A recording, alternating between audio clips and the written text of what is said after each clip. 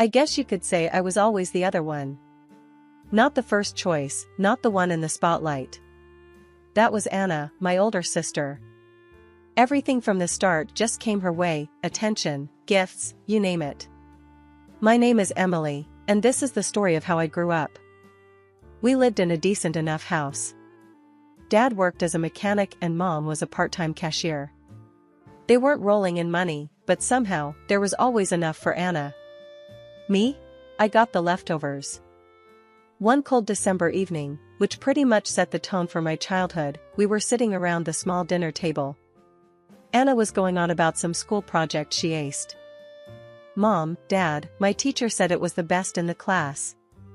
Anna beamed, her eyes lighting up in a way that made my parents practically glow with pride. That's my girl. We knew those science kits were worth every penny, Dad said, his voice full of nothing but pride. Mom nodded. We'll get you whatever you need, honey. You just keep up the good work. I poked at my food, feeling the familiar knot in my stomach. Hey, I got an A on my math test. I mumbled, not sure why I bothered. That's nice, Emily, Mom said, barely glancing my way. Make sure you keep it up. No praise, no excitement. It was like scoring well was expected of me, or worse, like it didn't even matter. I learned early on not to expect much. Christmas was a few weeks away, and the disparity in our living room was almost laughable. Under the tree, beautifully wrapped gifts piled up, all for Anna. I knew the routine. My gifts were usually things like socks or a book, nothing that screamed special. That year, it wasn't any different. Anna ripped through her presents with glee, uncovering new clothes, gadgets, and even a brand new laptop. Oh my God, this is awesome. Thanks, Mom and Dad, she squealed. I unwrapped my own, a second-hand novel and a pack of plain shirts. Thanks, I said, trying to keep the disappointment out of my voice. When the holidays were over, things went back to the usual routine. Anna was the star, and I was just there. Aunt Sarah was the only one who seemed to notice. She'd drop by now and then, always with a small gift just for me, something that made me feel seen. But those visits stopped after one particularly ugly argument. I was coming home from school when I overheard them in the kitchen. You can't keep doing this, John. You're ignoring your younger daughter, Aunt Sarah said, her voice stern and full of frustration. Sarah, she doesn't need as much as Anna, Dad fired back, his tone harsh. That's not the point. It's about showing both your daughters that you care. Well, maybe if Emily was more like her sister, it wouldn't be so hard, Dad retorted, not realizing I was listening. Aunt Sarah saw me first, her face dropping as she caught my eye. I ran up to my room, before I heard any more, the sting of tears hot on my cheeks. After that, Aunt Sarah wasn't allowed over anymore. Dad said she was causing trouble, stirring up drama that didn't exist. But it did exist, I lived it every day. After high school, it was like standing at the edge of a cliff. Anna was off to college with a fat check from Mom and Dad to cover her dorm, books, everything. Me? I got a pat on the back and a good luck, Emily. I moved out not long after that. There was no drama, no teary goodbyes. Just me, packing my few things into old boxes and suitcases, while Mom watched, her face unreadable. I found a small apartment on the outskirts of town. It wasn't much, but it was a start. The place was shared with two other girls, Lisa and Jen, who were about as broke as I was, but with dreams just as big. Welcome to the dungeon, Lisa joked on the day I moved in, showing me around the cramped space with a laugh. We make it work, though. You got a job lined up? Starting at the diner tomorrow, I replied, dumping a box on the bed that would be mine. And maybe something at the bookstore, part-time. Good hustle, Jen nodded, her eyes approving. We all pitch in for rent on the first. No exceptions, okay? Got it, I assured her, already calculating my hours and expenses in my head. Working 2 jobs wasn't easy. The diner had me on my feet all day, taking orders, dodging the grumpy chef's temper, and smiling through it all. Nights or evenings I spent at the bookstore, shelving books and ringing up sales, the calm a stark contrast to the diner's chaos. Months turned into a year, and saving up for college seemed like chasing a mirage. Just when I'd have a little put aside, something came up. Like the time I got sick. It hit me out of nowhere. One day I was fine, the next, I was burning up, barely able to get out of bed. Lisa found me like that, shivering under a pile of blankets. "Jesus, Em, you look like hell," she exclaimed, her face creased with concern. "You need a doctor." "I can't afford a doctor," I muttered, feeling the room spin a little. "We'll figure it out," she insisted, pulling out her phone. "There's a clinic, they charge based on what you earn. Don't be stubborn about this." The clinic was a crowded, weary place where the wait times could break you if the illness didn't. When my turn finally came, the doctor was a kind, tired-looking man who prescribed some meds and plenty of rest. "You need to take it easy," he advised, handing me a prescription. "Can you take some time off work?" I almost laughed. "Not really, but I'll see what I can do." Back at the apartment, I crunched the numbers. Meds, missed shifts, just scraping by on rent, it all added up too fast. My college fund, the little there was, dwindled to nothing. After the medical ordeal and draining my savings, I knew I had to face it, I needed help. Swallowing my pride, I decided to call home. It had been a while since we talked, not properly since I moved out. The phone rang, and I braced myself. "Mom? It's Emily." "Emily. This is unexpected. Everything okay?" Her voice was cautious, not warm or worried. "I need to ask a favor. Can I come home for a bit? Just till I get back on my feet?" My voice sounded small, even to my own ears. There was a pause, the kind that tells you the answer won't be what you want to hear. "Oh, Emily, you know your sister just moved back in with her husband. They're using your old room. There's really no space." My heart sank, but I pushed on. "Can't we figure something out? Maybe I could sleep on the couch? It's just for a little while." There was another long pause. "I'm sorry, Emily. It's just not possible right now. Maybe when things settle down with Anna and the baby." I hung up and sat there, the silence of the apartment pressing down on me. They had made their choice, and I wasn't it. I was on my own, truly on my own. The next few days were a blur of applying for any job I could find, skipping meals to save a few bucks, and trying not to think about the fact that my own family had turned me away when I needed them the most. It was during one of my late-night job searches that I got a call from Aunt Sarah. "Emily, sweetheart, I heard about what happened. Are you okay?" Her voice was like a lifeline. "Hey, Aunt Sarah. I'm managing. Just trying to figure things out. Listen, why don't you come stay with me for a while? You shouldn't be alone through this."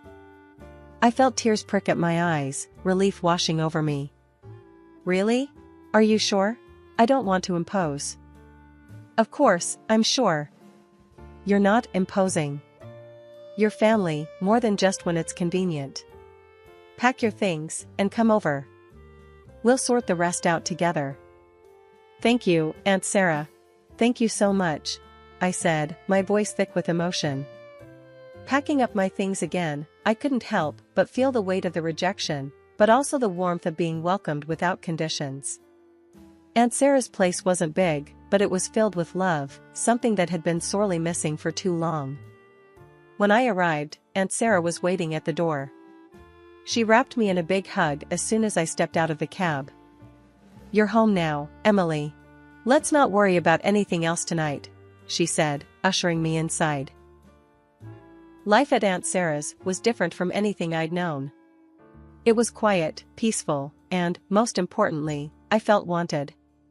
A few days after I moved in, Aunt Sarah and I sat down at her old, scarred kitchen table for some real talk. The morning sun spilled over the cluttered surface, turning the steam from our coffee cups into golden swirls. "So, Emily, what's the plan?" Aunt Sarah asked, her eyes locking onto mine with that direct, no-nonsense way she had. I took a deep breath, stirring my coffee slowly. Honestly, Aunt Sarah, I want to go to college. I want to be a lawyer. But everything's just messed up right now. She nodded, tapping a finger on the table, thoughtful. Lawyer, huh? That's a big dream, Emily. Big dreams are good. They keep us going. But they need big plans. What's stopping you? Money, I said flatly. Money is stopping me. And I've been working jobs, but it's never enough, especially not for law school. Aunt Sarah leaned back, her chair creaking slightly under the shift. I might have a solution for that. But it comes with a condition. I frowned, curious and a bit wary. What kind of condition? You get into college, and I'll pay for it. But, Emily, you've got to commit. No half measures. You work your tail off, you study hard, and you pass everything. Not just pass, excel. Can you do that? Her offer floored me. It was more than I could have hoped for. Yes, I can do that. I will, Aunt Sarah. Thank you. With that, we started planning. I applied to colleges that offered good law programs, crafting application letters late into the night. When the acceptance letter from a well-respected state college came, I actually pinched myself, thinking I was dreaming. I did it, Aunt Sarah. I got in. College was tough. Law school even tougher. Aunt Sarah's financial support freed me from the constant stress of money, but it put another kind of pressure on me. The pressure to succeed, not just for myself, but for her too. As semesters passed, I not only met Aunt Sarah's expectations, I exceeded them. My grades were top of the class, and I landed an internship at a local law firm. One evening, after a particularly grueling day at the firm, I came home to find Aunt Sarah in the kitchen, her expression more serious than usual. Sit down, Emily. We need to talk. Worry pricked at my heart as I took a seat, noticing she wasn't her usual self. What's wrong, Aunt Sarah? She sighed, a long, heavy sound. Nothing's wrong, exactly. I just want you to know how proud I am of you. You've done more than I ever expected. You're going to be a great lawyer. Her praise warmed me, but her tone hinted at something unsaid. Thanks, Aunt Sarah. I couldn't have done it without you. That's not just it, she continued, her eyes serious. You've got to start thinking about what comes next. You're about to fly, and I'm just glad I could give you the wings. During my final year of law school, I managed to secure a prestigious internship at a respected law firm downtown. The first day, I walked into the towering building feeling like I was exactly where I was supposed to be. My supervisor, a sharp-tongued lawyer named Mr. Coleman, met me at his office door with a skeptical look. So, you're the intern I've heard so much about. Emily, right? Mr. Coleman's voice was gruff, his eyes scanning me like I was a case file he wasn't sure about. Yes, sir. I'm here to learn and contribute as much as I can, I replied, my voice steady despite the butterflies dancing in my stomach. The work was intense. I spent days buried in legal research, drafting documents, and sometimes, I was allowed to sit in on client meetings, observing the real dance of law. Mr. Coleman didn't hand out praise easily, but when he did, it stuck. One late evening, after everyone else had gone home, I was still at my desk poring over a particularly tough case when Mr. Coleman walked by. He stopped, looking over my shoulder at the piles of legal journals and notes spread out in front of me. Don't you ever go home, Emily? He asked, an eyebrow raised in amusement or maybe respect, I couldn't tell which. Not until I figure this out, I answered without looking up. This case could set a precedent, and I think there's an angle we've missed.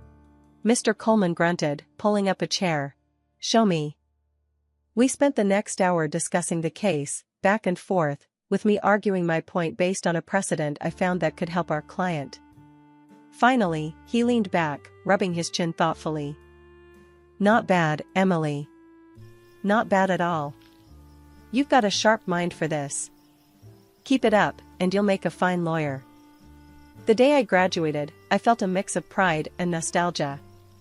Aunt Sarah was in the front row, clapping louder than anyone else, her eyes shining with tears. After the ceremony, as we walked out of the auditorium, she hugged me tight. "You've done it, Emily. All those years of hard work, and here you are," she said, pulling back to look at me with that proud, unwavering support that had become my rock. "I couldn't have done it without you, Aunt Sarah. You believed in me when no one else did, not even myself," I said, my own eyes misty. With law degree in hand, I started applying for jobs. The market was competitive, brutal even, but I was not deterred. I sent out dozens of applications, went on several nerve-wracking interviews, and finally, I got a call that would start the next chapter of my life. "Ms. Emily, this is Jared from Mason and Associates. I'm pleased to inform you that we'd like to offer you the position. Your internship performance was highly recommended by Mr. Coleman, and we believe you'd be a great fit." I almost dropped the phone. "Thank you, Jared. I'd be honored to accept." When Aunt Sarah told me my sister Anna had never graduated college due to her early pregnancy and quick marriage, I wasn't really surprised. Aunt Sarah's health took a turn for the worse not long after that revelation. I was at work, buried in files, when I got the call from the hospital. My world stopped. I barely remember grabbing my things and rushing out. Everything after that was a blur until I reached her side. She was weak, her voice barely a whisper, but her eyes were the same, sharp and knowing. "Emily," she murmured as I took her hand, trying to swallow the lump in my throat. "I'm here, Aunt Sarah. I'm right here," I managed to say, my voice trembling. She squeezed my hand, her grip frail, but firm. "You did good, kid. I'm so proud of you. You remember what I always told you? To be strong. To stand up for myself," I replied, the tears I had been holding back now streaming down my face. "That's right. And you have," she said, her voice growing fainter. "I've left you something. In my will. The house, it's yours now." I nodded, unable to speak, squeezing her hand. We didn't say much after that. We didn't need to. Later that night, she passed away quietly in her sleep. The months following her death were a blur of legal matters and settling into the house that was now legally mine. I transformed it into something that felt like a real home for the first time in my life. Then, out of the blue, my parents and Anna with her husband and kids decided to visit. I should have known they weren't just coming to check on how I was holding up. As soon as Anna walked in, she started inspecting the place like she was at an open house, commenting on every piece of furniture and layout. "Oh, this would be perfect for the kids," she said loudly. "Look at all this space, Mom." Her husband nodded, adding, "Yeah, we could really spread out here." I clenched my fists, trying to keep my cool. It wasn't until my mother chimed in that I lost it. "Emily, you should really think about letting Anna have the house. They need the space, what with the kids and all. You can manage fine in a smaller place, can't you?" I stared at them, disbelief turning quickly into anger. "Are you serious? This is my house. Aunt Sarah left it to me, not to Anna. I'm not going anywhere." Anna, who had been pretty quiet, finally piped up, her voice dripping with entitlement. "But you don't need all this space, Emily. It's just you here. We're a family of 5. It just makes sense for us to have it." That's when I laughed. It wasn't because anything was funny, but because the sheer audacity of their request was absurd. "You think just because you have kids and a husband, I have to give up my home? That's not how this works." Mom looked shocked. "Emily, don't be greedy. Think of the family." "Family?" I scoffed, the word bitter in my mouth. Where was this family when I needed a place to stay? When I needed help? They didn't have an answer to that. "Look," I said, my voice firm as I stood up taller, "I appreciate you all coming here, but this house is mine. Aunt Sarah wanted me to have it, and I'm going to honor her wish. You need to leave now."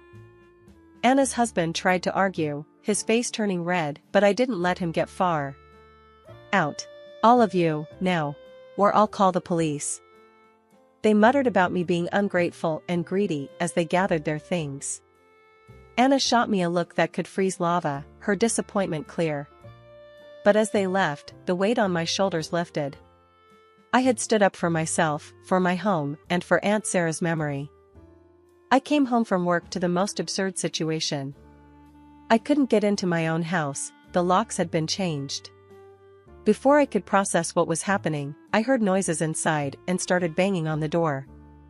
It swung open and there stood my sister Anna, with her husband and their kids scattered behind her. "We've decided to move in here," she declared with a smug look, as if it was the most natural decision in the world. "What are you talking about? This is my house," I snapped, disbelief and anger swirling inside me. Anna shrugged, unbothered. "Well, we need it more than you do. We've already moved everything in." "That's not how any of this works, Anna. I'm calling the police," I said, fumbling for my phone. She laughed, clearly thinking I was bluffing. "Sure, go ahead." I dialed 911. While we waited, our parents showed up, drawn by the commotion. They sided with Anna, of course. "Emily, why are you being so difficult? This is family, we should stick together," Mom said, her voice high-pitched and nervous. "Dad, tell her," Anna added, turning to our father, who just frowned at me. "This is just plain wrong, and you know it," I shot back, the reality of the situation making my hands shake with rage. Anna's husband, who'd been silent until then, stepped up. "Just drop it, Emily. Otherwise, you'll regret it," he sneered, his tone menacing. I started recording on my phone, aiming it at him. "Threaten me again, and it's on record." He lunged for the phone, but I sidestepped him. Right then, the police arrived. It didn't take long for them to assess the situation. My sister was crying now, her kids confused and scared. Anna's husband kept saying, "It's just a family matter," trying to downplay his earlier aggression. Mom was sobbing by now, pleading with the officers. "Please, they're just kids, they don't understand. We're her family." I took a deep breath before I explained to the police. They broke in and changed the locks. I didn't give them permission. "This is my house." The officers were firm. "Breaking into a house and changing the locks is illegal, even if you are family," one of them told Anna and her husband. Finally realizing the seriousness of the situation, my family's bluster faded. The police made it clear they had to leave. Reluctantly, and with plenty of resentful glances thrown my way, they gathered their things. After the police left, I called a locksmith to change the locks again, this time making sure no one else had the keys. As I stood in the doorway of my reclaimed space, the silence was heavy, filled with the echoes of the confrontation. It was a few months later when I met Mike. He was a friend of a friend, introduced to me at a small gathering. Mike was easy to talk to, with a straightforward way about him that I appreciated. "So, you've had quite the year, huh?" Mike said, handing me a drink with a knowing smile. "You could say that," I replied, the corner of my mouth tilting up in a half-smile. "It's been eventful." As the evening went on, we talked about everything and nothing, music, books, our shared disdain for soggy French fries. It was refreshing, talking to someone who didn't see me as the overlooked sister or the woman who kicked her family out. Weeks turned into months, and Mike started coming around more often. One quiet evening, as we sat watching a movie with a bowl of popcorn between us, Mike turned to me. "Emily, I've been thinking," he began, pausing the movie. "Yeah?" I responded, my heart skipping a beat. "I really like what we have. I mean, I know your house is your sanctuary, but I was wondering if you'd be okay with me being a more permanent part of it," he asked, his voice tentative.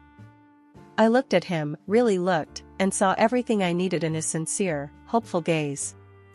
"I'd like that," I said simply, and his smile lit up the room. Life didn't become perfect overnight, but it felt a whole lot lighter with Mike by my side. We faced a few more challenges, like when Anna tried to stir up trouble again by spreading rumors about me being heartless. But this time I didn't face it alone. "Let them talk," Mike said one evening after I got a frustrating call from Mom, telling me how upset Anna was. "The people who know you, really know you, they know the truth. That's all that matters." He was right, and slowly, I began to let go of the anger and resentment. It wasn't worth holding on to. Instead, I focused on the good, the home I was building, both the physical walls around me and the emotional barriers I was letting down.